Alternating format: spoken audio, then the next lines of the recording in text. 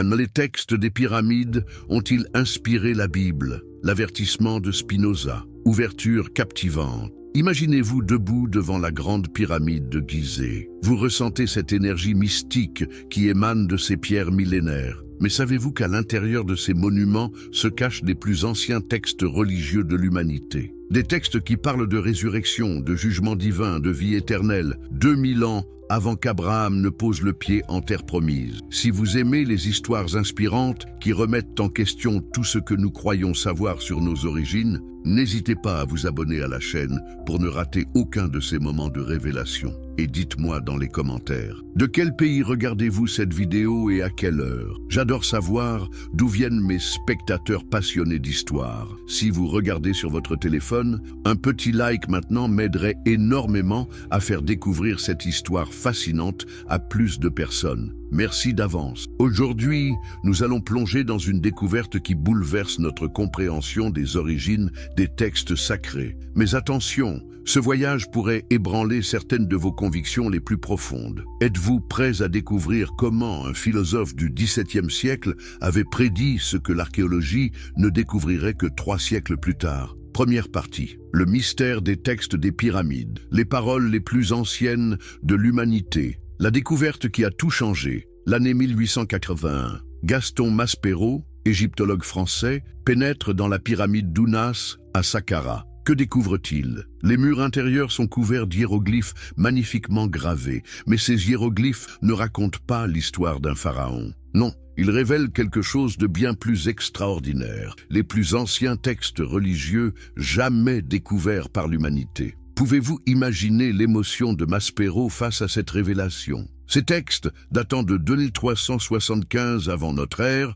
soit il y a plus de 4400 ans, contenaient des formules magiques, des prières, des hymnes destinés à assurer la résurrection et la vie éternelle du pharaon défunt. Mais attendez, résurrection? Vie éternelle? Ces concepts ne vous rappellent-ils pas quelque chose? Les textes des pyramides ne sont pas simplement des inscriptions funéraires. Ils constituent la plus ancienne littérature religieuse connue de l'humanité. Pensez-y, pendant que nos ancêtres européens vivaient encore à l'âge de pierre, les Égyptiens développaient déjà une théologie complexe sur l'au-delà, le jugement divin et la résurrection des morts. Mais qui était ce pharaon Ounas dont la pyramide révéla ses secrets millénaires? Dernier roi de la 5e dynastie égyptienne, Ounas régna vers 2375-2345 avant J-C. Sa pyramide, bien que modeste en taille comparée à celle de Gizeh, renfermait un trésor inestimable. 283 formules religieuses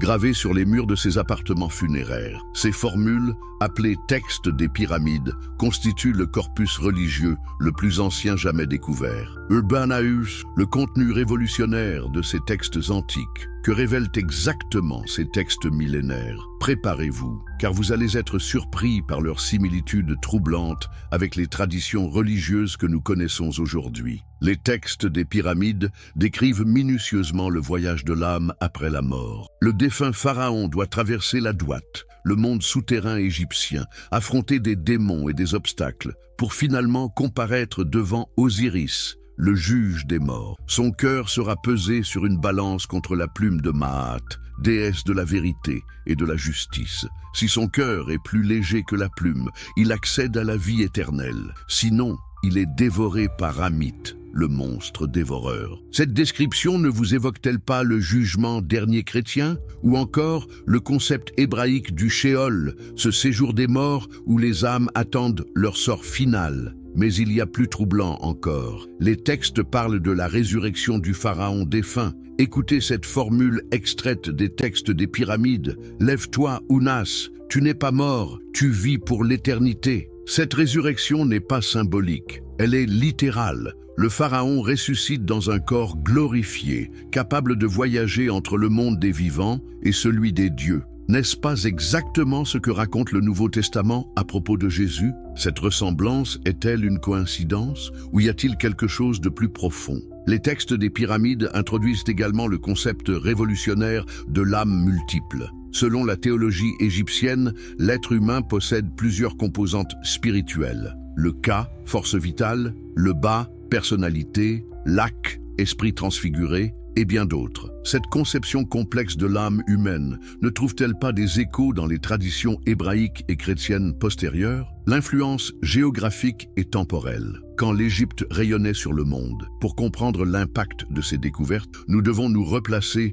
dans le contexte géopolitique de l'Antiquité. L'Égypte de l'Ancien Empire n'était pas une civilisation isolée. C'était le phare intellectuel et spirituel du bassin méditerranéen. Imaginez l'Égypte vers 2500 avant notre ère. Pendant que la grande pyramide de Khéops s'élevait vers les cieux, des caravanes commerciales parcouraient déjà les routes reliant l'Égypte à la Mésopotamie, à l'Anatolie et même aux côtes de la mer Égée. Ces routes n'étaient pas seulement des voies commerciales, elles étaient des autoroutes culturelles et religieuses. Les marchands ne transportaient pas uniquement des biens matériels, ils véhiculaient des idées, des croyances, des récits mythologiques.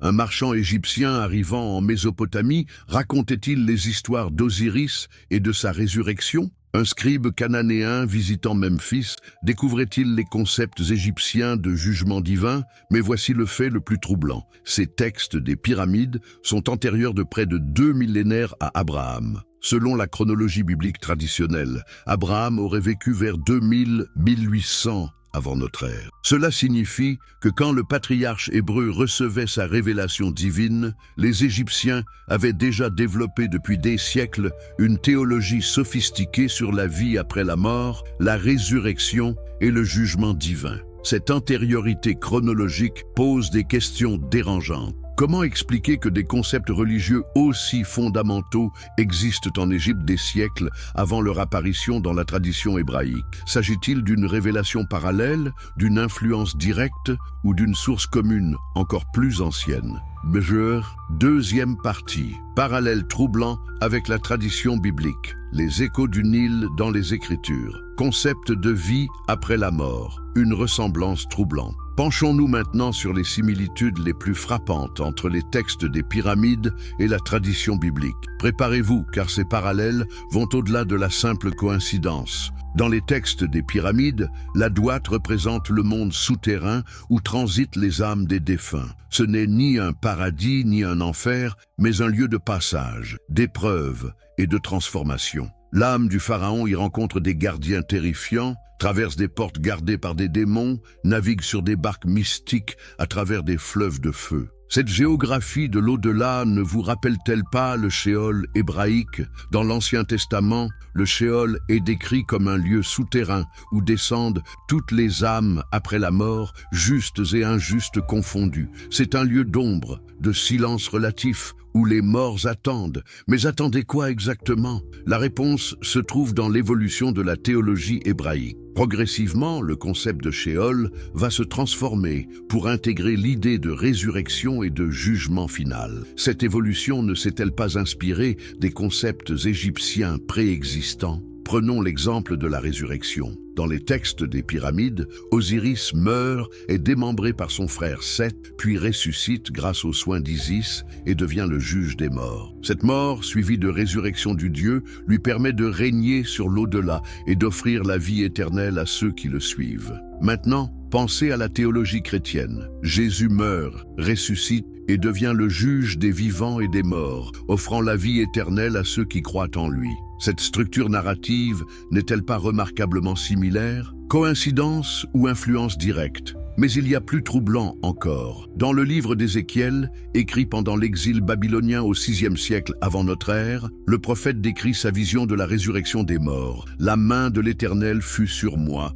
et l'Éternel me transporta en esprit, et me déposa dans le milieu d'une vallée remplie d'ossements. Ces ossements se rassemblent, se couvrent de chair et reprennent vie. » Cette vision d'Ézéchiel présente des similitudes frappantes avec les rituels de résurrection décrits dans les textes des pyramides et les textes des sarcophages égyptiens. Le processus de reconstitution du corps, l'animation par le souffle divin, la restauration de la vie. Et tous ces éléments se retrouvent dans la littérature funéraire égyptienne. La morale et le jugement divin, de Maat aux 10 commandements. Abordons maintenant un aspect encore plus troublant. Les similitudes entre la morale égyptienne et la morale biblique. Dans les textes des pyramides et plus tard dans le livre des morts égyptiens, le défunt doit prononcer la confession négative, devant le tribunal d'Osiris. Cette confession consiste en une série de déclarations par lesquelles le mort affirme n'avoir commis aucun péché.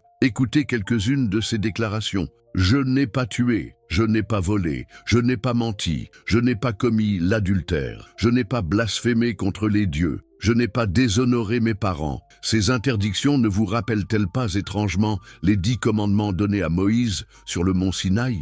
Tu ne tueras point, tu ne voleras point, tu ne porteras point de faux témoignages, tu ne commettras point d'adultère, tu ne blasphémeras point, honore ton père et ta mère. Cette similitude est si frappante que les premiers égyptologues chrétiens du XIXe siècle ont été profondément troublés. Comment expliquer que la morale égyptienne, antérieure de plus d'un millénaire à Moïse, contienne des préceptes quasi identiques aux commandements divins? Certains ont proposé l'hypothèse d'une révélation primitive, commune à toute l'humanité. D'autres ont suggéré que Moïse, éduqué à la cour du pharaon selon le récit biblique, aurait été influencé par la sagesse égyptienne. Mais une troisième hypothèse, plus dérangeante, a émergé. Et si les 10 commandements eux-mêmes dérivaient de la sagesse égyptienne? Cette hypothèse trouve un appui troublant dans l'archéologie. Les instructions de Ptahhotep, un texte de sagesse égyptienne datant de l'Ancien Empire vers 2400 avant J.C., contiennent des préceptes moraux d'une modernité saisissante. Respecter les anciens, être juste en parole et en acte, ne pas convoiter les biens d'autrui, honorer les dieux. Plus troublant encore, le concept même de justice divine incarnée par une divinité juge des morts. En Égypte, Osiris préside le tribunal de l'au-delà, assisté de 42 juges divins. Dans la tradition hébraïque tardive, Dieu lui-même devient le juge suprême, assisté d'une cour céleste. Cette transformation du divin vengeur tribal en juge universel ne suit-elle pas un modèle déjà établi en Égypte? Structure, narrative et mythe, fondateur, des échos troublants. Penchons-nous maintenant sur les structures narratives et les mythes fondateurs. Ici, les parallèles deviennent véritablement troublants. Le mythe osirien raconte comment Osiris, roi primordial de l'Égypte, apporte la civilisation aux hommes. Il leur enseigne l'agriculture, les lois, la religion. Mais son frère Seth, jaloux, l'assassine et disperse ses membres à travers l'Égypte. Isis, épouse fidèle, parcourt le pays, rassemble les membres épars et grâce à sa magie, ressuscite Osiris qui devient le souverain de l'au-delà. Cette structure narrative, un héros civilisateur qui meurt et ressuscite pour devenir le sauveur de l'humanité, ne vous rappelle-t-elle pas le récit christique? Jésus apporte la bonne nouvelle, meurt sur la croix, ressuscite et devient le sauveur universel. Mais il y a plus ancien encore. Dans les textes des pyramides, on trouve le récit de la création du monde par Atum-Re. Le Dieu primordial émerge des eaux chaotiques du Noun et, par sa parole créatrice, fait apparaître la lumière, sépare les eaux, crée les astres et les êtres vivants. Cette cosmogonie ne présente-t-elle pas des similarités frappantes avec le récit de la Genèse? Dans les deux cas, un Dieu unique crée l'univers à partir du chaos primordial, sépare les eaux, fait apparaître la lumière et organise le cosmos par sa parole. Le récit du déluge présente lui aussi des parallèles troublants. Dans la tradition égyptienne, Ré, irrité par la méchanceté des hommes, décide de les détruire en envoyant une inondation universelle. Seuls quelques justes sont sauvés. Ce récit, attesté dans des textes de l'Ancien Empire, ne préfigure-t-il pas l'histoire de Noé? Ces similitudes narratives posent une question fondamentale. S'agit-il d'archétypes universels de l'esprit humain, ou y a-t-il eu transmission directe de récits d'une culture à l'autre? Et si transmission il y a eu, dans quel sens s'est-elle effectuée?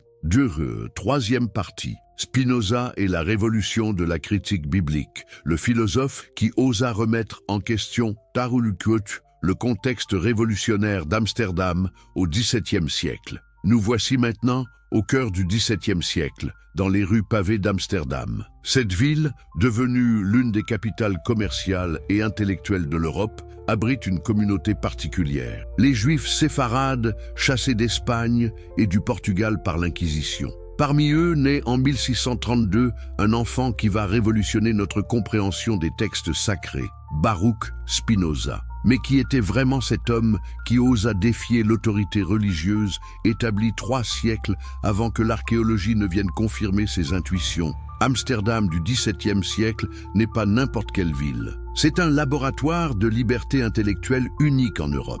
Pourquoi? Parce que la République des Provinces-Unies, récemment indépendante de l'Espagne catholique, a fait le choix pragmatique de la tolérance religieuse. Catholiques, protestants, juifs, même les libres penseurs les plus audacieux y trouvent refuge. Dans ce creuset intellectuel, le jeune Spinoza reçoit une éducation hébraïque traditionnelle. Il étudie la Torah, le Talmud, les commentaires rabbiniques. Mais il découvre aussi les philosophes, Maïmonide, Averroès, et surtout Descartes. Cette double formation va forger un esprit d'une acuité exceptionnelle, capable d'appliquer la rigueur philosophique aux textes les plus sacrés. Imaginez le choc pour la communauté juive d'Amsterdam quand ce brillant étudiant commence à poser des questions dérangeantes. Moïse a-t-il vraiment écrit le Pentateuque? Les miracles décrits dans la Bible sont-ils historiquement vraisemblables? Les prophètes ont-ils reçu une révélation divine ou étaient-ils des hommes exceptionnels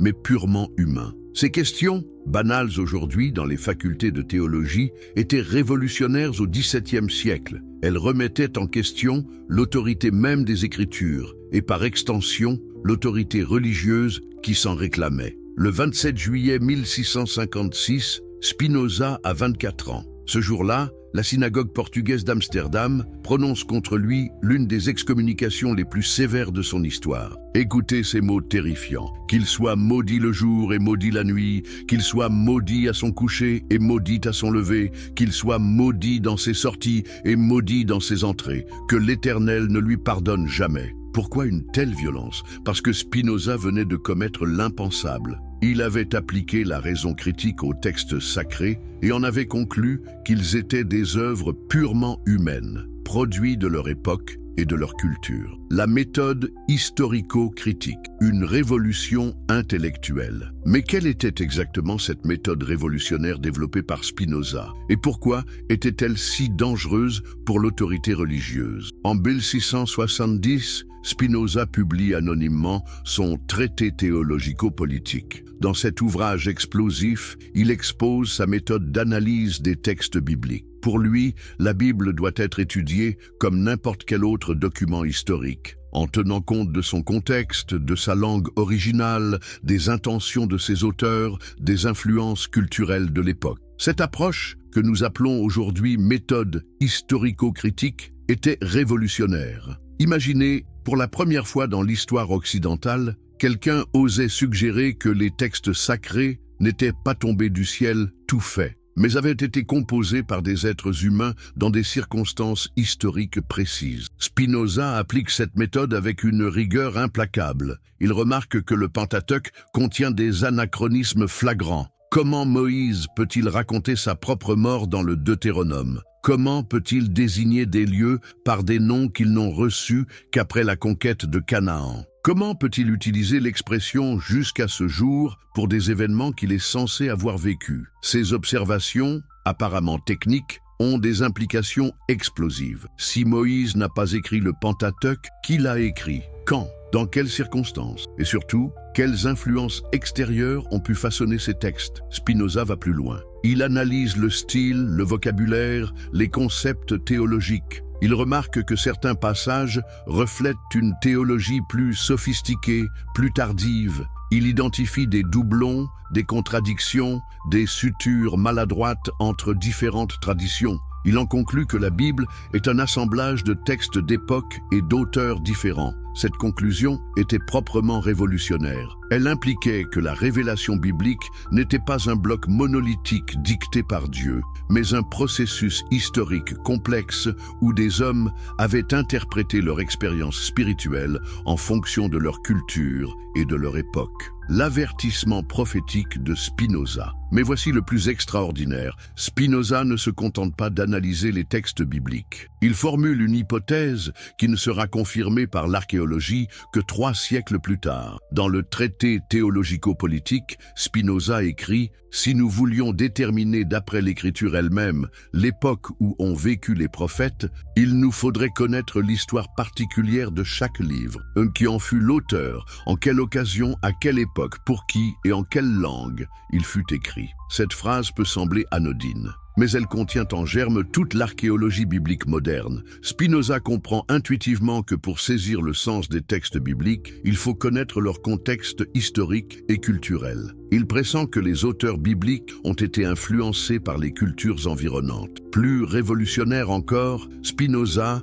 suggère que les concepts religieux évoluent historiquement. Il écrit « Les cérémonies et les histoires de l'écriture étaient accommodées à l'intelligence et aux opinions reçues de ceux à qui les prophètes et les historiens s'adressaient. » Traduisons en termes modernes. Les auteurs bibliques ont adapté leur message aux conceptions religieuses de leur époque. Ils ont puisé dans les traditions environnantes pour exprimer leurs intuitions spirituelles. Cette intuition géniale anticipait les découvertes de l'égyptologie moderne. Quand Champollion déchiffre les hiéroglyphes en 1822, quand Maspero découvre les textes des pyramides en 1881, ils confirment exactement ce que Spinoza avait pressenti. Les concepts religieux bibliques s'enracinent dans des traditions plus anciennes. Mais Spinoza va encore plus loin. Il formule ce qu'on pourrait appeler la loi de l'influence culturelle. Chaque peuple a eu ses prophètes qui leur ont prophétisé dans leur langue nationale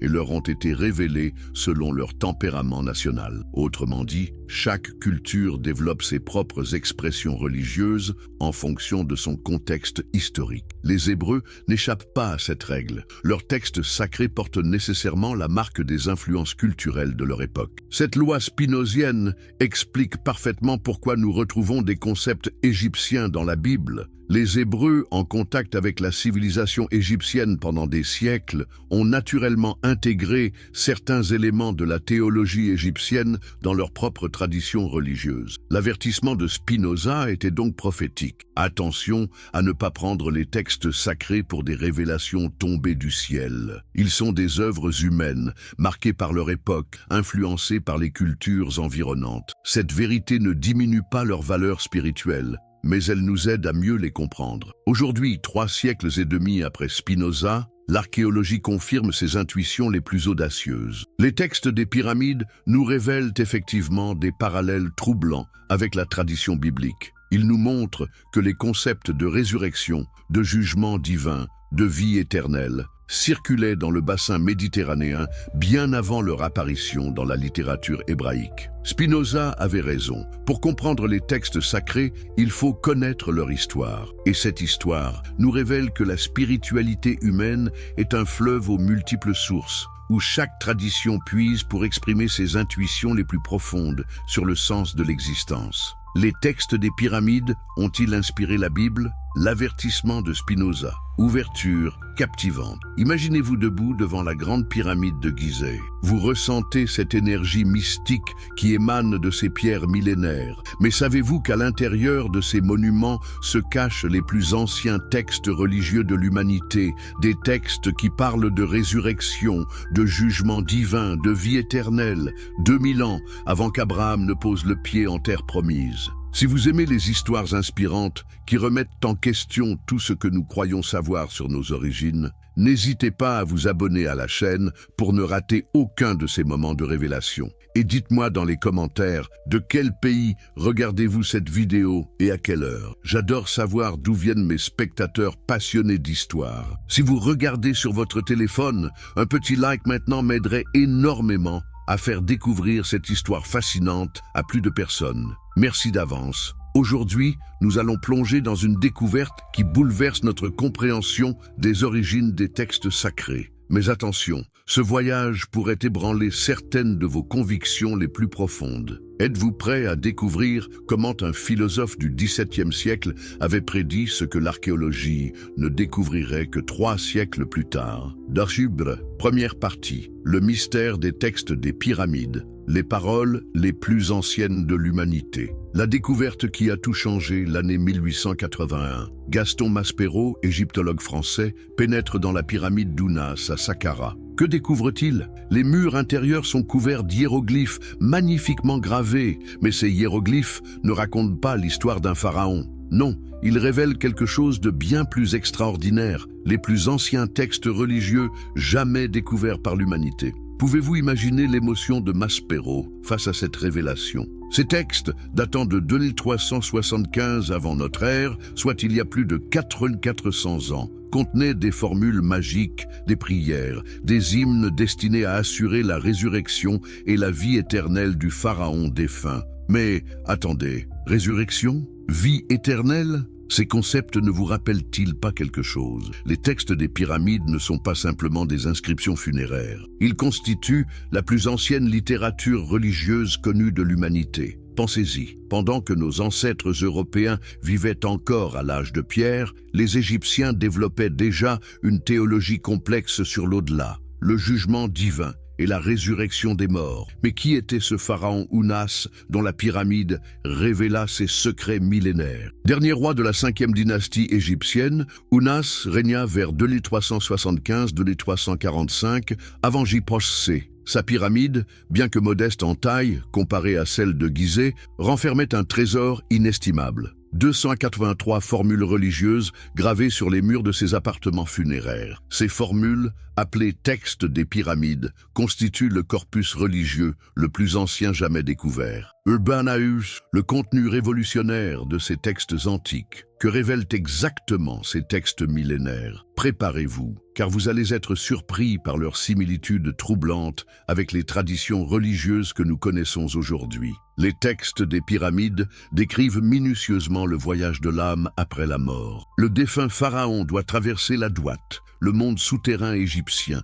affronter des démons et des obstacles, pour finalement comparaître devant Osiris, le juge des morts. Son cœur sera pesé sur une balance contre la plume de Maat, déesse de la vérité et de la justice. Si son cœur est plus léger que la plume, il accède à la vie éternelle. Sinon, il est dévoré par Amit, le monstre dévoreur. Cette description ne vous évoque-t-elle pas le jugement dernier chrétien? Ou encore le concept hébraïque du Sheol, ce séjour des morts où les âmes attendent leur sort final? Mais il y a plus troublant encore. Les textes parlent de la résurrection du pharaon défunt. Écoutez cette formule extraite des textes des pyramides. « Lève-toi, Ounas, tu n'es pas mort, tu vis pour l'éternité ». Cette résurrection n'est pas symbolique, elle est littérale. Le pharaon ressuscite dans un corps glorifié, capable de voyager entre le monde des vivants et celui des dieux. N'est-ce pas exactement ce que raconte le Nouveau Testament à propos de Jésus?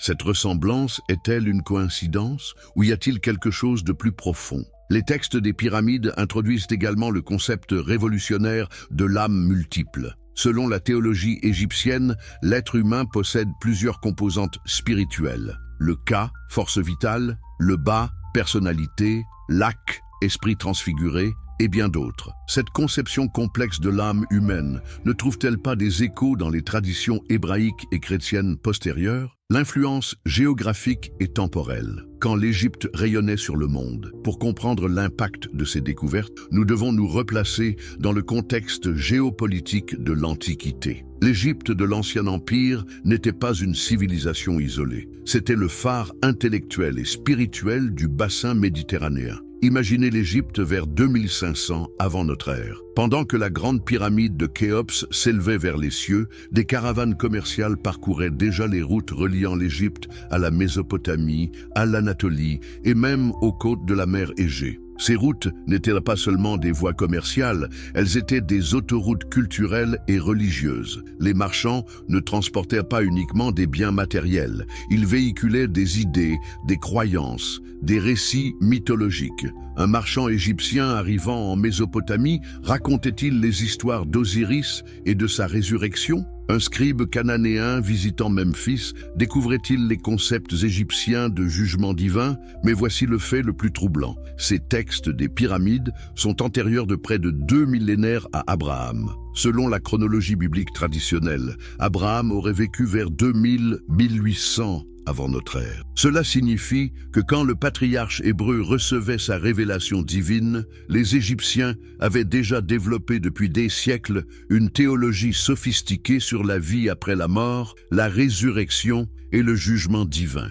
Cette antériorité chronologique pose des questions dérangeantes. Comment expliquer que des concepts religieux aussi fondamentaux existent en Égypte des siècles avant leur apparition dans la tradition hébraïque? S'agit-il d'une révélation parallèle, d'une influence directe ou d'une source commune encore plus ancienne?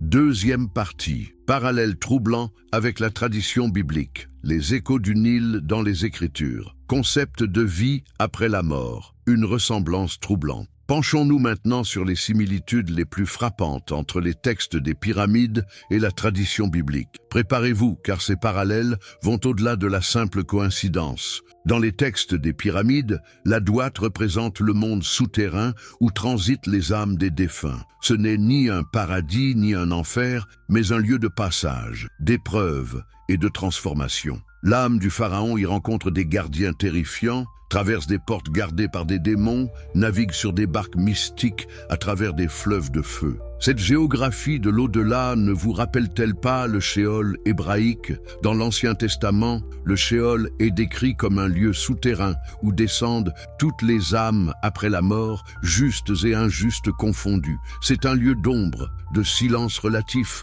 où les morts attendent. Mais attendez quoi exactement? La réponse se trouve dans l'évolution de la théologie hébraïque. Progressivement, le concept de Sheol va se transformer pour intégrer l'idée de résurrection et de jugement final. Cette évolution ne s'est-elle pas inspirée des concepts égyptiens préexistants? Prenons l'exemple de la résurrection. Dans les textes des pyramides, Osiris meurt, est démembré par son frère Seth, puis ressuscite grâce aux soins d'Isis et devient le juge des morts. Cette mort, suivie de résurrection du Dieu, lui permet de régner sur l'au-delà et d'offrir la vie éternelle à ceux qui le suivent. Maintenant, pensez à la théologie chrétienne. Jésus meurt, ressuscite et devient le juge des vivants et des morts, offrant la vie éternelle à ceux qui croient en lui. Cette structure narrative n'est-elle pas remarquablement similaire? Coïncidence ou influence directe? Mais il y a plus troublant encore. Dans le livre d'Ézéchiel, écrit pendant l'exil babylonien au VIe siècle avant notre ère, le prophète décrit sa vision de la résurrection des morts. « La main de l'Éternel fut sur moi, et l'Éternel me transporta en esprit,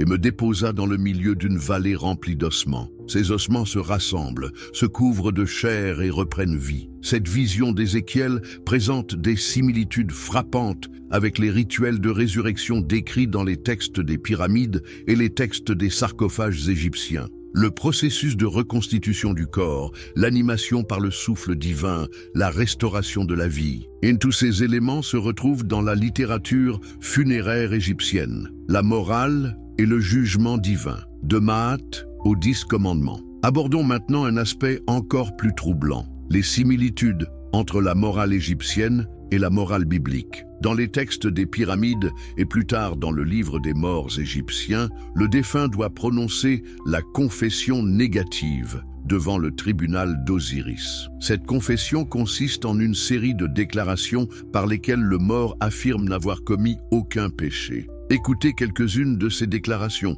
Je n'ai pas tué, je n'ai pas volé, je n'ai pas menti, je n'ai pas commis l'adultère, je n'ai pas blasphémé contre les dieux, je n'ai pas déshonoré mes parents. Ces interdictions ne vous rappellent-elles pas étrangement les 10 commandements donnés à Moïse sur le mont Sinaï? Tu ne tueras point, tu ne voleras point, tu ne porteras point de faux témoignages, tu ne commettras point d'adultère, tu ne blasphémeras point, honore ton père et ta mère. Cette similitude est si frappante que les premiers égyptologues chrétiens du XIXe siècle ont été profondément troublés. Comment expliquer que la morale égyptienne, antérieure de plus d'un millénaire à Moïse, contienne des préceptes quasi identiques aux commandements divins? Certains ont proposé l'hypothèse d'une révélation primitive, commune à toute l'humanité. D'autres ont suggéré que Moïse, éduqué à la cour du Pharaon selon le récit biblique, aurait été influencé par la sagesse égyptienne. Mais une troisième hypothèse, plus dérangeante, a émergé. Et si les 10 commandements eux-mêmes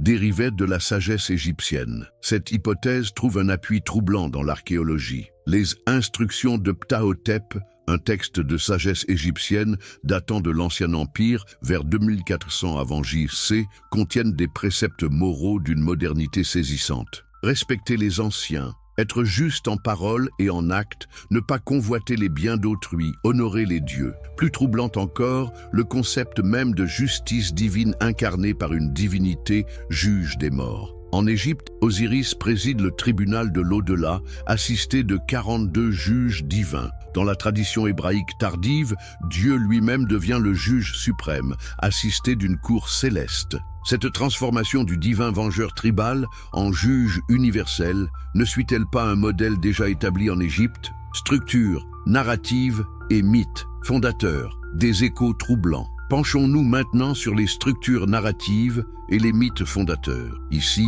les parallèles deviennent véritablement troublants. Le mythe osirien raconte comment Osiris, roi primordial de l'Égypte, apporte la civilisation aux hommes. Il leur enseigne l'agriculture, les lois, la religion. Mais son frère Seth, jaloux, l'assassine et disperse ses membres à travers l'Égypte. Isis, épouse fidèle, parcourt le pays, rassemble les membres épars et grâce à sa magie, ressuscite Osiris qui devient le souverain de l'au-delà. Cette structure narrative, un héros civilisateur qui meurt et ressuscite pour devenir le sauveur de l'humanité, ne vous rappelle-t-elle pas le récit christique ? Jésus apporte la bonne nouvelle, meurt sur la croix, ressuscite et devient le sauveur universel. Mais il y a plus ancien encore. Dans les textes des pyramides, on trouve le récit de la création du monde par Atum-Re. Le dieu primordial émerge des eaux chaotiques du Noun et, par sa parole créatrice, fait apparaître la lumière, sépare les eaux,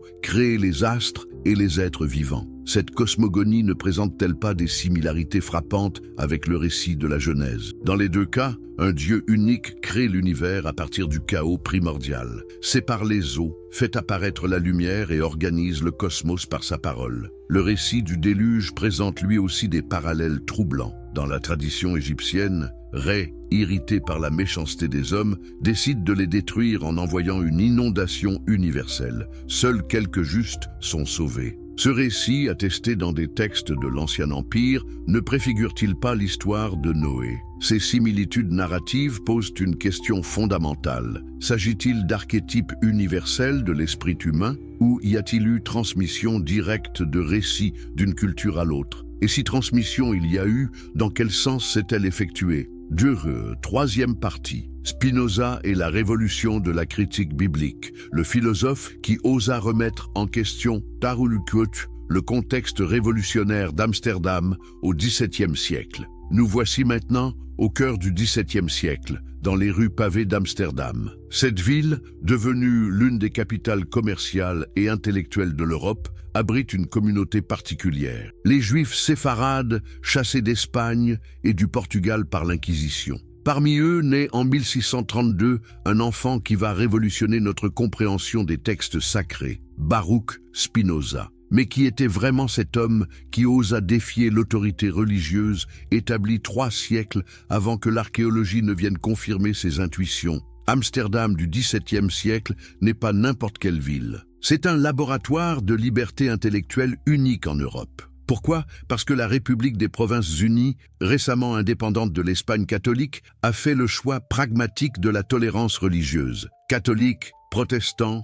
juifs, même les libres penseurs les plus audacieux y trouvent refuge. Dans ce creuset intellectuel, le jeune Spinoza reçoit une éducation hébraïque traditionnelle. Il étudie la Torah, le Talmud, les commentaires rabbiniques. Mais il découvre aussi les philosophes, Maïmonide, Averroès, et surtout Descartes. Cette double formation va forger un esprit d'une acuité exceptionnelle, capable d'appliquer la rigueur philosophique aux textes les plus sacrés. Imaginez le choc pour la communauté juive d'Amsterdam quand ce brillant étudiant commence à poser des questions dérangeantes. Moïse a-t-il vraiment écrit le Pentateuque? Les miracles décrits dans la Bible sont-ils historiquement vraisemblables? Les prophètes ont-ils reçu une révélation divine ou étaient-ils des hommes exceptionnels mais purement humains? Ces questions, banales aujourd'hui dans les facultés de théologie, étaient révolutionnaires au XVIIe siècle. Elles remettaient en question l'autorité même des Écritures et par extension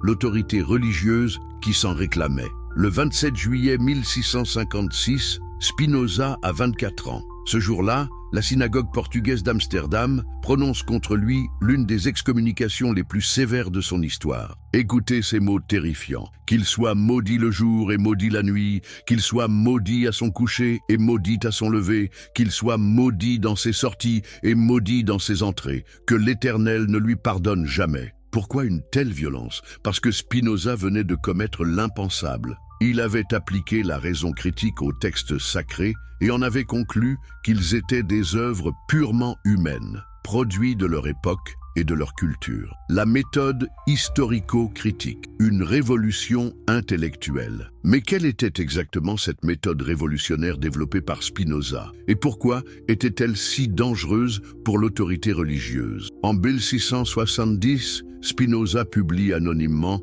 son traité théologico-politique. Dans cet ouvrage explosif, il expose sa méthode d'analyse des textes bibliques. Pour lui, la Bible doit être étudiée comme n'importe quel autre document historique, en tenant compte de son contexte, de sa langue originale, des intentions de ses auteurs, des influences culturelles de l'époque. Cette approche, que nous appelons aujourd'hui méthode historico-critique, était révolutionnaire. Imaginez, pour la première fois dans l'histoire occidentale, quelqu'un osait suggérer que les textes sacrés n'étaient pas tombés du ciel tout faits, mais avaient été composés par des êtres humains dans des circonstances historiques précises. Spinoza applique cette méthode avec une rigueur implacable. Il remarque que le Pentateuque contient des anachronismes flagrants. Comment Moïse peut-il raconter sa propre mort dans le Deutéronome? Comment peut-il désigner des lieux par des noms qu'ils n'ont reçus qu'après la conquête de Canaan? Comment peut-il utiliser l'expression « jusqu'à ce jour » pour des événements qu'il est censé avoir vécus?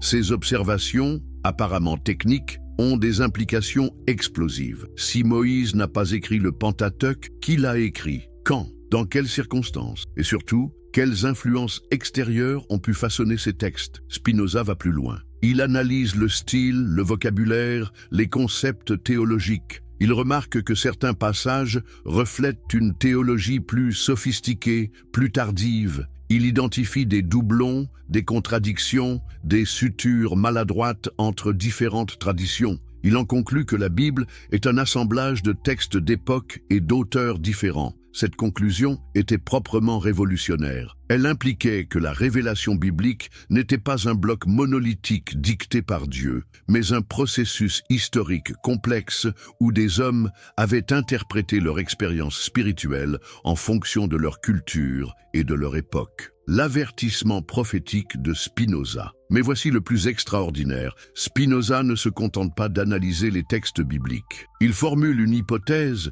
qui ne sera confirmée par l'archéologie que 3 siècles plus tard. Dans le traité théologico-politique, Spinoza écrit « Si nous voulions déterminer d'après l'écriture elle-même l'époque où ont vécu les prophètes, il nous faudrait connaître l'histoire particulière de chaque livre, qui en fut l'auteur, en quelle occasion, à quelle époque, pour qui et en quelle langue il fut écrit. » Cette phrase peut sembler anodine, mais elle contient en germe toute l'archéologie biblique moderne. Spinoza comprend intuitivement que pour saisir le sens des textes bibliques, il faut connaître leur contexte historique et culturel.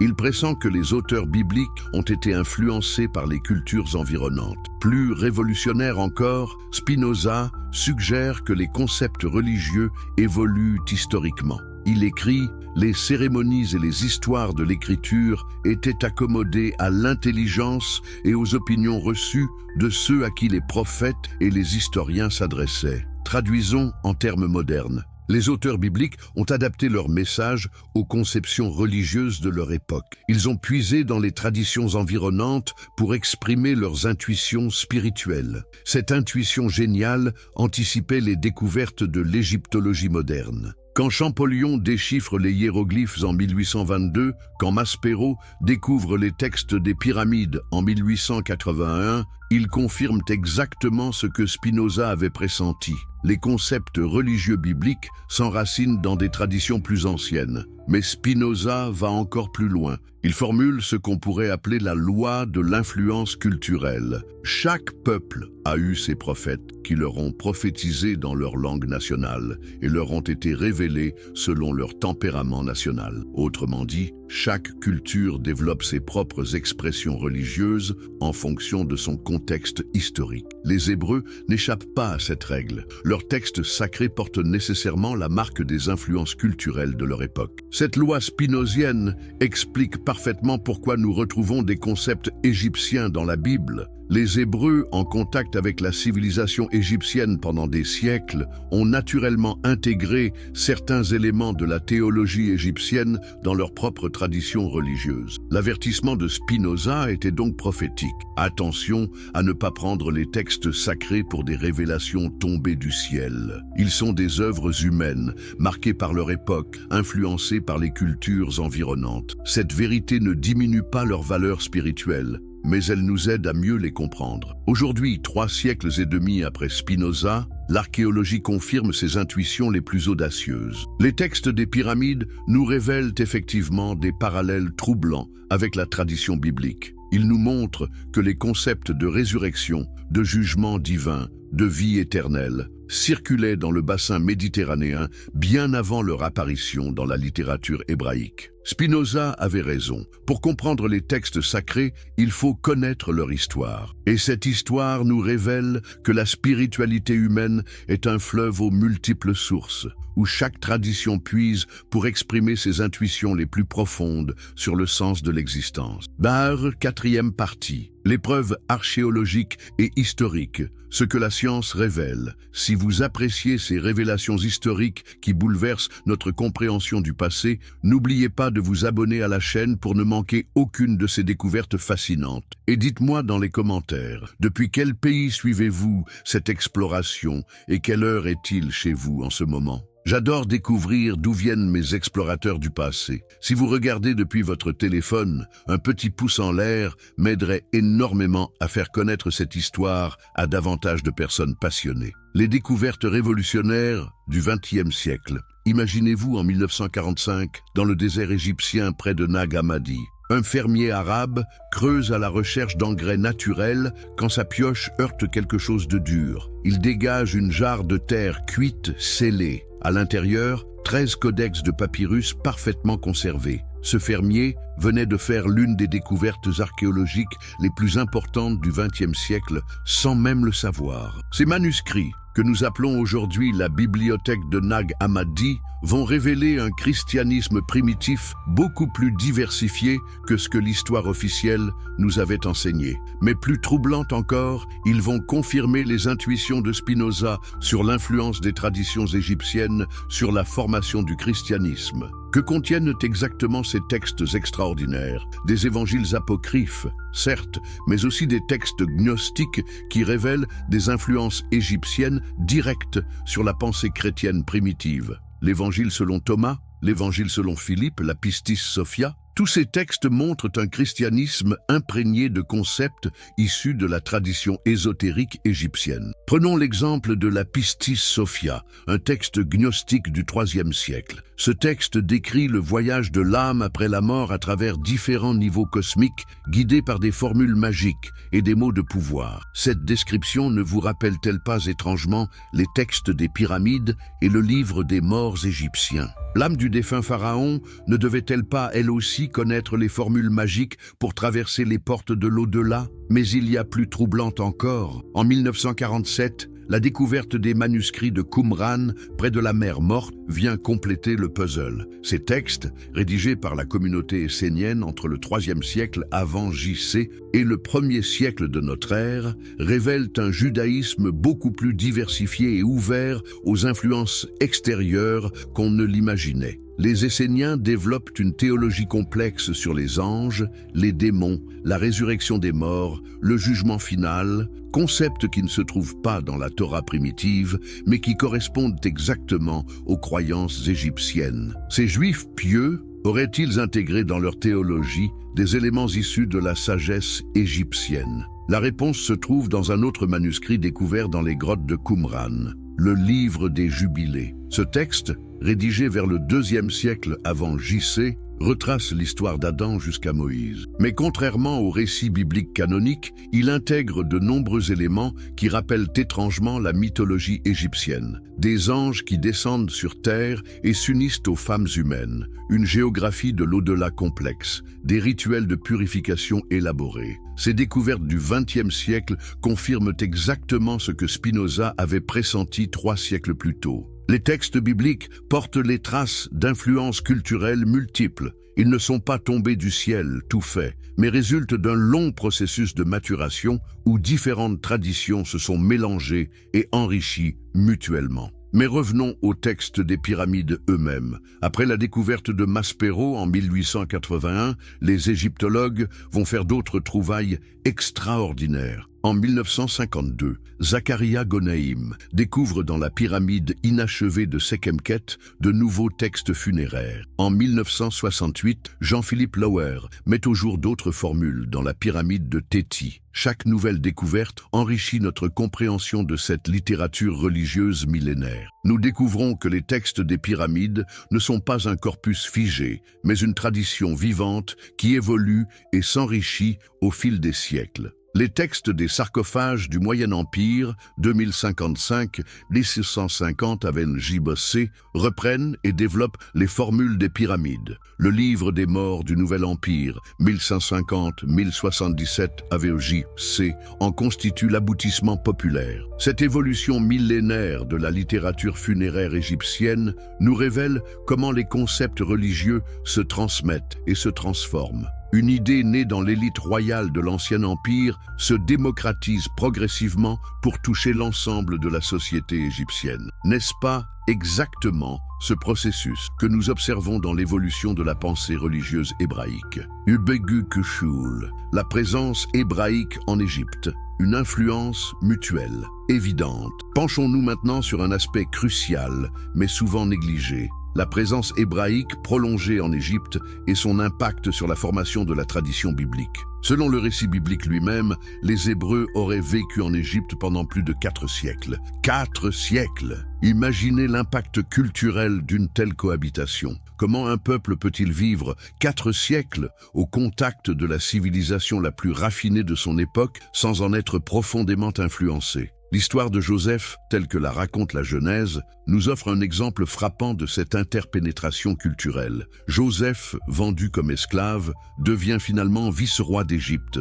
Il épouse Asnath, fille du prêtre d'Héliopoli, le principal centre théologique égyptien. Leurs fils Manassé et Éphraïm deviennent les ancêtres de 2 des 12 tribus d'Israël. Réfléchissez à cette généalogie. 2 tribus d'Israël descendent d'un homme élevé dans la sagesse égyptienne et d'une femme issue de la haute prêtrise égyptienne. Comment imaginer que cette ascendance n'ait eu aucune influence sur les traditions religieuses hébraïques?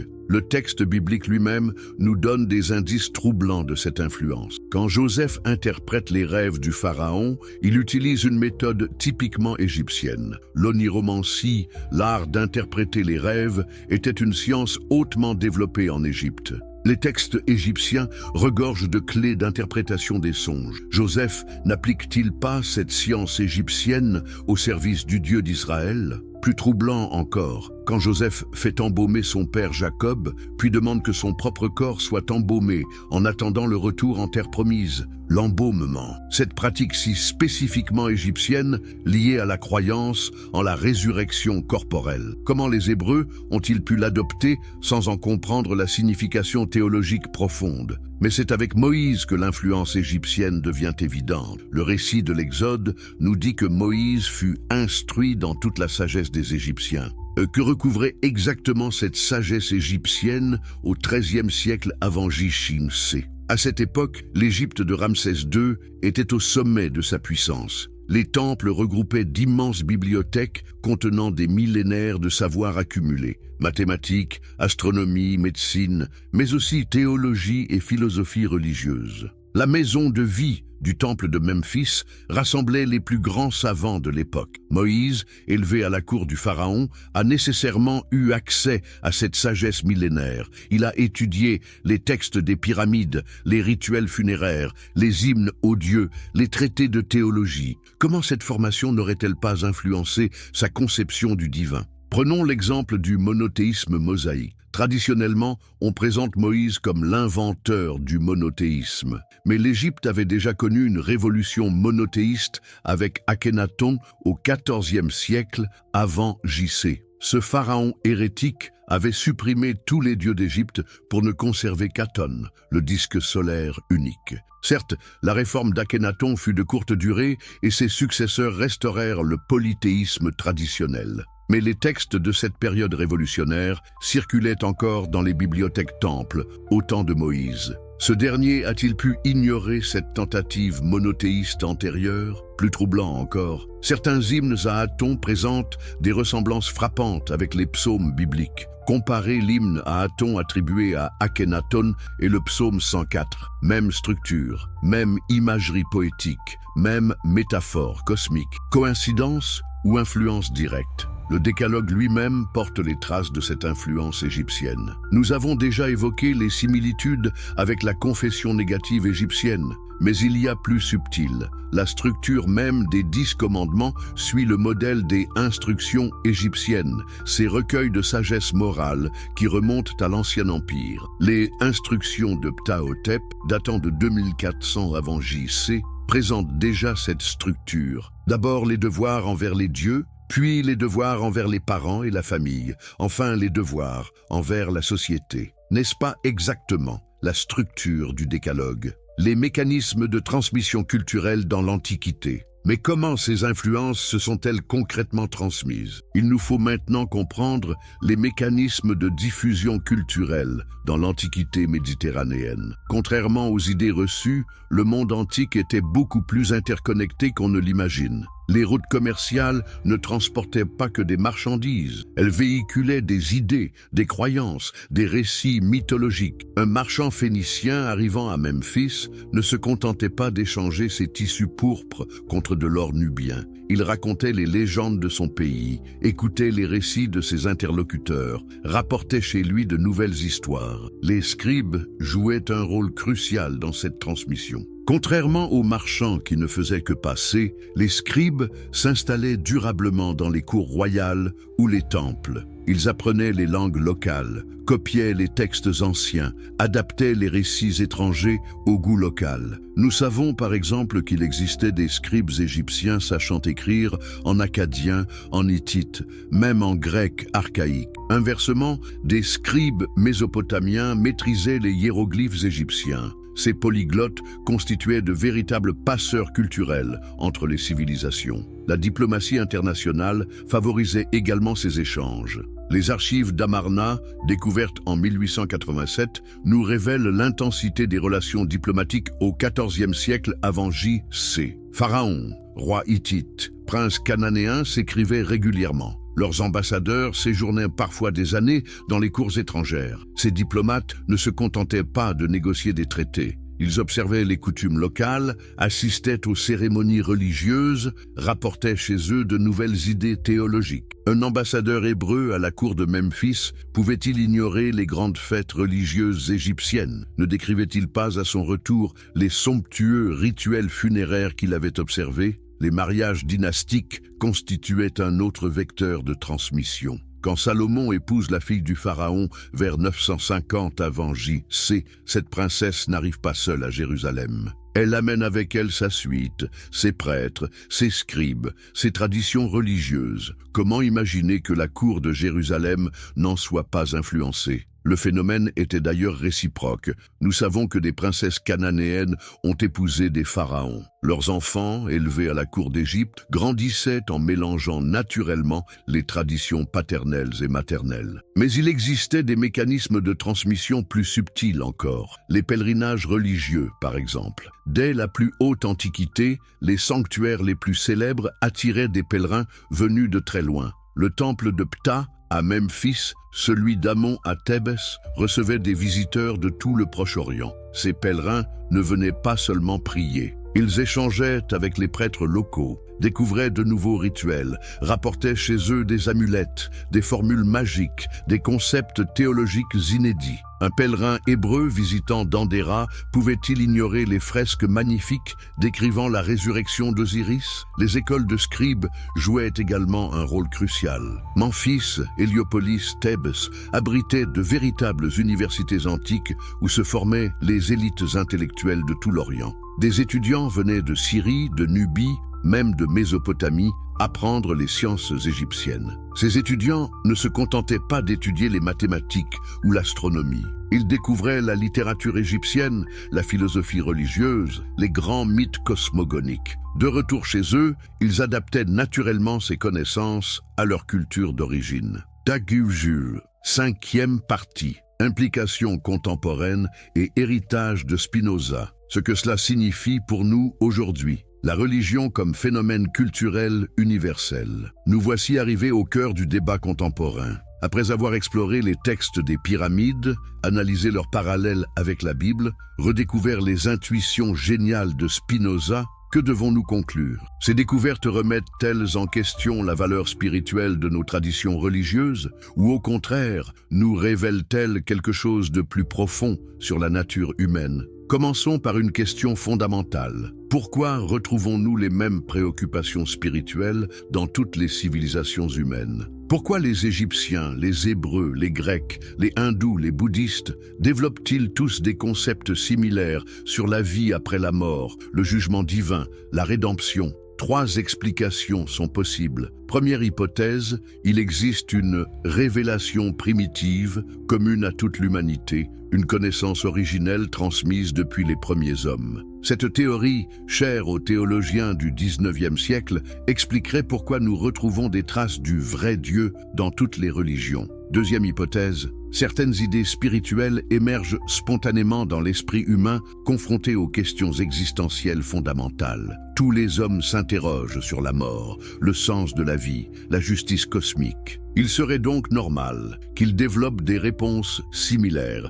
indépendamment de tout contact culturel. Troisième hypothèse, la plus troublante. Ces similitudes s'expliquent par des influences culturelles directes. Les idées spirituelles voyagent, se transforment, s'adaptent, exactement comme Spinoza l'avait pressenti. Dans cette perspective, nos traditions religieuses ne sont pas des révélations isolées, mais les fruits d'une longue maturation collective de l'humanité. L'archéologie moderne penche clairement vers cette troisième explication. Les découvertes de Nag Hammadi, de Qumran, les déchiffrements des tablettes cunéiformes révèlent un monde antique beaucoup plus interconnecté qu'on ne l'imaginait. Les idées circulaient, les traditions se mélangeaient, les concepts évoluaient au gré des contacts interculturels. Cette réalité ne diminue-t-elle pas la valeur spirituelle de nos traditions? Bien au contraire, elle nous révèle que la quête spirituelle est l'une des caractéristiques les plus fondamentales de l'humanité. Depuis les premiers hommes qui ont gravé les formules de résurrection dans les pyramides jusqu'aux mystiques contemporains, tous participent à cette recherche collective du sens ultime de l'existence. Regardez l'évolution du concept de résurrection. Né peut-être dans l'Égypte pharaonique, il se transforme dans la tradition hébraïque, s'enrichit dans le christianisme, trouve de nouveaux développements dans l'islam. Chaque tradition apporte sa contribution à cette méditation millénaire sur le destin post-mortem de l'humanité. N'est-ce pas plus beau qu'une révélation tombée du ciel? Cette vision nous montre l'humanité entière collaborant, siècle après siècle, à l'édification d'un patrimoine spirituel commun. Les textes des pyramides ne concurrencent pas la Bible. Ils en constituent l'une des sources lointaines, l'un des affluents de ce grand fleuve de sagesse qui traverse les millénaires. Cette perspective spinozienne nous invite à dépasser les querelles confessionnelles pour reconnaître dans chaque tradition religieuse une contribution particulière à la quête spirituelle universelle. L'Égypte ancienne nous lègue sa méditation sur la mort et la résurrection. Le judaïsme développe l'idée de justice divine et de responsabilité éthique. Le christianisme approfondit le concept d'amour universel. L'islam insiste sur l'unité divine et la soumission confiante. Le dialogue interreligieux à la lumière de l'histoire. Cette compréhension historique des traditions religieuses transforme radicalement notre approche du dialogue interreligieux. Au lieu de considérer les différentes religions comme des systèmes clos et concurrents, nous pouvons les envisager comme les différentes branches d'un même arbre spirituel. Prenons l'exemple du concept de jugement après la mort. Dans la tradition égyptienne, c'est Osiris qui pèse les cœurs avec la plume de Maat. Dans le judaïsme tardif, c'est Dieu lui-même qui juge les âmes au jour du jugement final. Dans le christianisme, c'est le Christ ressuscité qui sépare les brebis des boucs. Dans l'islam, c'est Allah qui pèse les actions sur sa balance parfaite. Ces différences sont-elles des contradictions irréconciliables ou différentes manières d'exprimer la même intuition fondamentale? Nos actes ont des conséquences qui nous dépassent. Il existe une justice transcendante qui donne sens à l'existence humaine. La perspective historique nous aide à dépasser les formulations particulières pour accéder aux intuitions spirituelles universelles qu'elles expriment. Elle nous révèle que derrière la diversité des dogmes se cache souvent l'unité des aspirations humaines les plus profondes. Cette approche ouvre des perspectives extraordinaires pour le dialogue contemporain entre les religions. Au lieu de s'affronter sur leurs différences doctrinales, elles peuvent reconnaître leurs sources communes et leurs contributions complémentaires à la sagesse humaine universelle. Imaginez un dialogue où les chrétiens reconnaîtraient leurs dettes envers la sagesse égyptienne et hébraïque, où les juifs admettraient les influences babyloniennes et persanes sur leur théologie, où les musulmans accepteraient les apports chrétiens et judaïques à leur tradition. Cette humilité historique ne renforcerait-elle pas la fraternité spirituelle au lieu de l'affaiblir? Bien sûr, cette approche dérange certains fondamentalistes de toute confession. Reconnaître les sources humaines de nos traditions sacrées semble remettre en question leur origine divine. Mais n'est-ce pas exactement le contraire? Si Dieu existe et s'il inspire les hommes, ne peut-il pas le faire à travers l'histoire humaine elle-même, à travers les échanges culturels, les influences mutuelles, les synthèses créatrices? La vision spinozienne nous propose une théologie plus subtile. Dieu ne dicte pas ses révélations depuis un ciel lointain. Il les inspire à travers le génie créateur de l'humanité, à travers sa capacité à transformer les héritages culturels en sagesse spirituelle. Dans cette perspective, les influences égyptiennes sur la Bible ne la désacralisent pas. Elles révèlent comment l'esprit travaille dans l'histoire humaine. Le Bagul, l'héritage de Spinoza dans la modernité. Entre foi et raison 3 siècles et demi après sa mort, l'influence de Spinoza sur notre compréhension des religions ne cesse de grandir. Son approche historico-critique est devenue la méthode standard de l'exégèse biblique universitaire. Ses intuitions sur l'influence des cultures environnantes sont confirmées par l'archéologie moderne. Sa vision des textes sacrés comme œuvres humaines inspirées fait consensus dans les milieux académiques. Mais cet héritage reste paradoxal. Dans les universités, la méthode spinozienne triomphe, mais dans la piété populaire, elle reste largement ignorée ou rejetée. Comment expliquer ce fossé persistant entre savoir académique et foi vécue? Une partie de l'explication tient à la peur. Beaucoup de croyants redoutent que l'analyse historique ne détruise leur foi. Si la Bible porte les traces d'influences humaines, comment conserver la certitude qu'elle exprime la volonté divine? Si les évangiles ont été rédigés des décennies après la mort de Jésus, comment garantir leur fidélité historique? Ces inquiétudes sont compréhensibles, mais elles reposent sur une conception trop rigide de l'inspiration divine. Pourquoi Dieu ne pourrait-il pas inspirer des auteurs humains vivant dans leur époque, utilisant les concepts de leur culture? Pourquoi l'inspiration divine exigerait-elle une dictée littérale qui ignorerait le contexte historique? La position de Spinoza était beaucoup plus nuancée que ne le prétendent ses détracteurs. Il ne niait pas l'inspiration divine des textes sacrés. Il affirmait simplement que cette inspiration s'exerce à travers l'histoire humaine, pas en dehors d'elle. Les prophètes hébreux étaient inspirés, mais ils exprimaient leur inspiration dans le langage de leur époque, en utilisant les concepts concepts religieux disponibles dans leur culture. Cette vision permet de concilier foi et raison, inspiration divine et recherche historique. Elle nous invite à chercher la vérité spirituelle des textes sacrés, non pas malgré leur humanité, mais à travers elle. Les influences égyptiennes sur la Bible ne la disqualifient pas. Elles révèlent comment l'esprit suscite la créativité humaine pour exprimer des vérités qui la dépassent. L'héritage de Spinoza nous invite également à repenser la notion d'orthodoxie religieuse. Au lieu de définir la vraie foi par la conformité à des formules doctrinales figées, ne pourrait-on pas la reconnaître à sa capacité d'intégrer harmonieusement héritage traditionnel et découvertes contemporaines? Une foi véritablement solide ne devrait-elle pas pouvoir regarder en face les découvertes de l'archéologie et de l'histoire? Si nos convictions spirituelles ne résistent pas à l'examen critique, méritent-elles vraiment d'être conservées? Inversement, si elles possèdent une vérité profonde, cet examen ne devrait-il pas les purifier et les approfondir plutôt que les détruire? L'exemple de Teilhard de Chardin illustre parfaitement cette synthèse possible. Ce jésuite paléontologue a su intégrer les découvertes scientifiques sur l'évolution dans une vision spirituelle grandiose. Pour lui,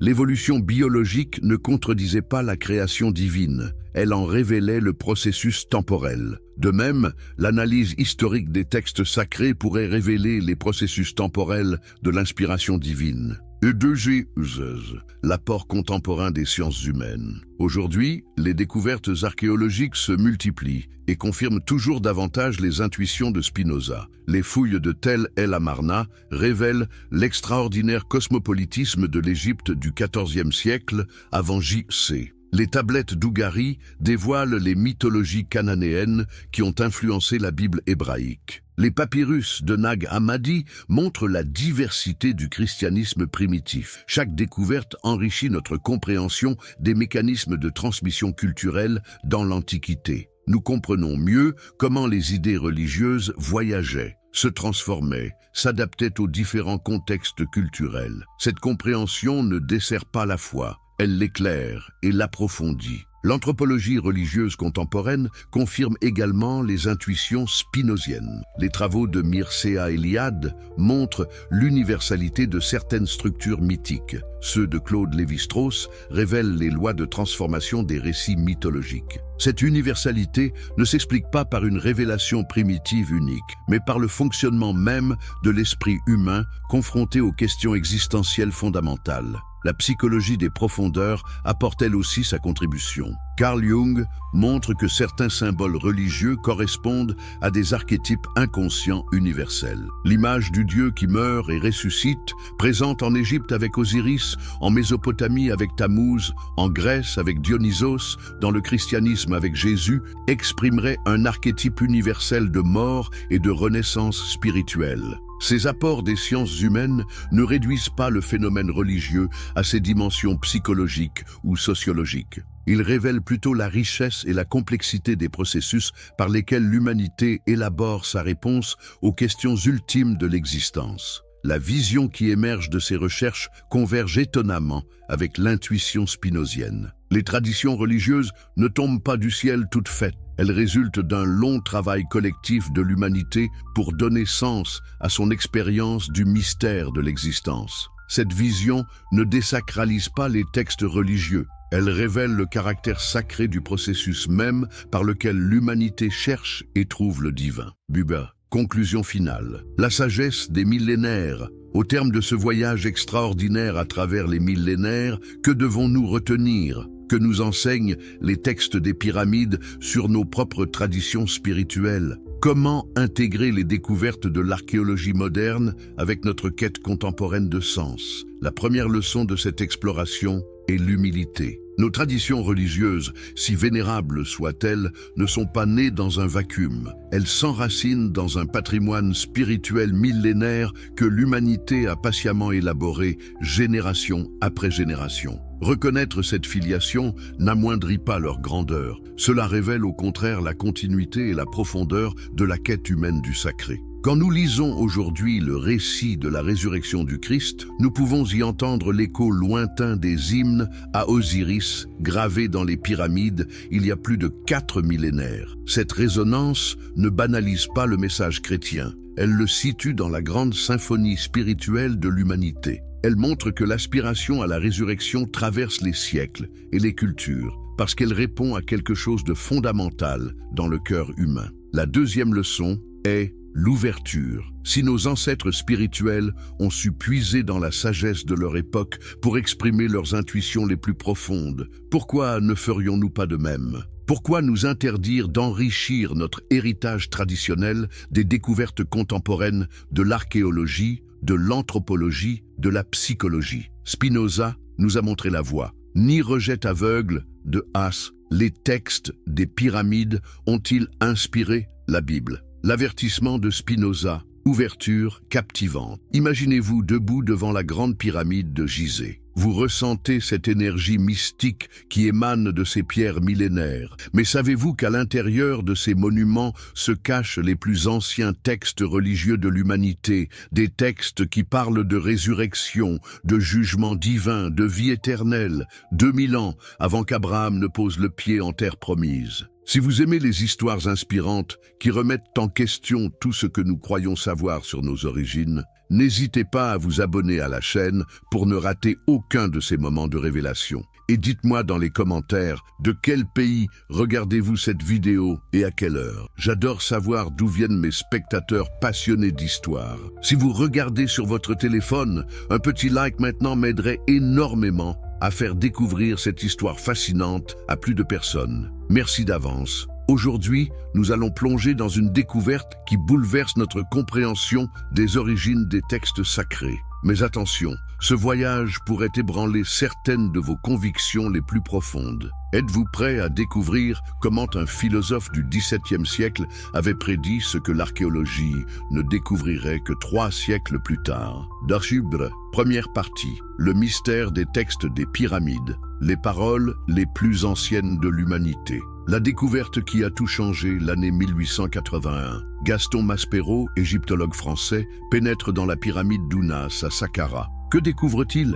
Les murs intérieurs sont couverts d'hiéroglyphes magnifiquement gravés, mais ces hiéroglyphes ne racontent pas l'histoire d'un pharaon. Non, ils révèlent quelque chose de bien plus extraordinaire, les plus anciens textes religieux jamais découverts par l'humanité. Pouvez-vous imaginer l'émotion de Maspero face à cette révélation? Ces textes, datant de 2375 avant notre ère, soit il y a plus de 4400 ans, contenaient des formules magiques, des prières, des hymnes destinés à assurer la résurrection et la vie éternelle du pharaon défunt. Mais attendez, résurrection? Vie éternelle? Ces concepts ne vous rappellent-ils pas quelque chose? Les textes des pyramides ne sont pas simplement des inscriptions funéraires. Ils constituent la plus ancienne littérature religieuse connue de l'humanité. Pensez-y, pendant que nos ancêtres européens vivaient encore à l'âge de pierre, les Égyptiens développaient déjà une théologie complexe sur l'au-delà, le jugement divin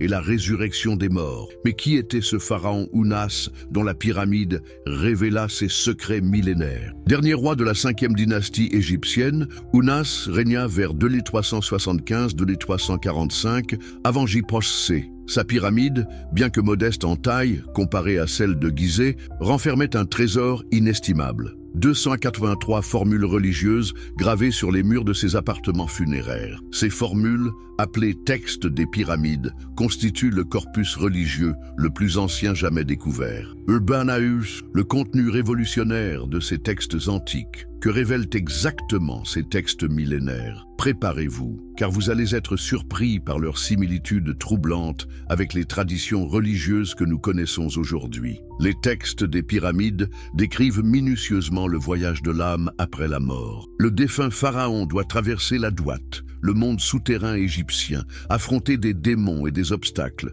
pour finalement comparaître devant Osiris, le juge des morts. Son cœur sera pesé sur une balance contre la plume de Maat, déesse de la vérité et de la justice. Si son cœur est plus léger que la plume, il accède à la vie éternelle. Sinon, il est dévoré par Amit, le monstre dévoreur. Cette description ne vous évoque-t-elle pas le jugement dernier chrétien, ou encore le concept hébraïque du Sheol, ce séjour des morts où les âmes attendent leur sort final? Mais il y a plus troublant encore. Les textes parlent de la résurrection du pharaon défunt. Écoutez cette formule extraite des textes des pyramides. « Lève-toi, Ounas, tu n'es pas mort, tu vis pour l'éternité ». Cette résurrection n'est pas symbolique, elle est littérale. Le pharaon ressuscite dans un corps glorifié, capable de voyager entre le monde des vivants et celui des dieux. N'est-ce pas exactement ce que raconte le Nouveau Testament à propos de Jésus? Cette ressemblance est-elle une coïncidence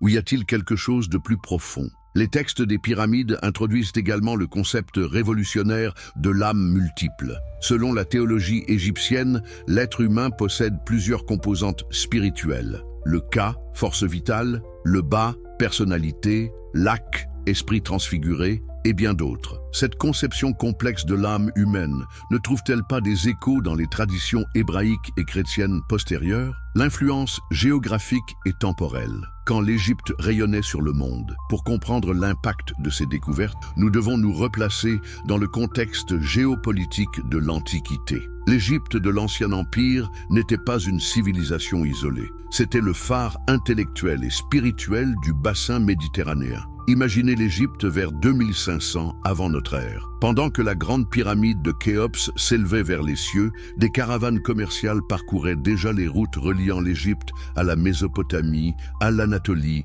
et même aux côtes de la mer Égée. Ces routes n'étaient pas seulement des voies commerciales, elles étaient des autoroutes culturelles et religieuses. Les marchands ne transportaient pas uniquement des biens matériels, ils véhiculaient des idées, des croyances, des récits mythologiques. Un marchand égyptien arrivant en Mésopotamie racontait-il les histoires d'Osiris et de sa résurrection? Un scribe cananéen visitant Memphis découvrait-il les concepts égyptiens de jugement divin? Mais voici le fait le plus troublant. Ces textes des pyramides sont antérieurs de près de 2 millénaires à Abraham. Selon la chronologie biblique traditionnelle, Abraham aurait vécu vers 2000-1800 avant notre ère. Cela signifie que quand le patriarche hébreu recevait sa révélation divine, les Égyptiens avaient déjà développé depuis des siècles une théologie sophistiquée sur la vie après la mort, la résurrection et le jugement divin. Cette antériorité chronologique pose des questions dérangeantes.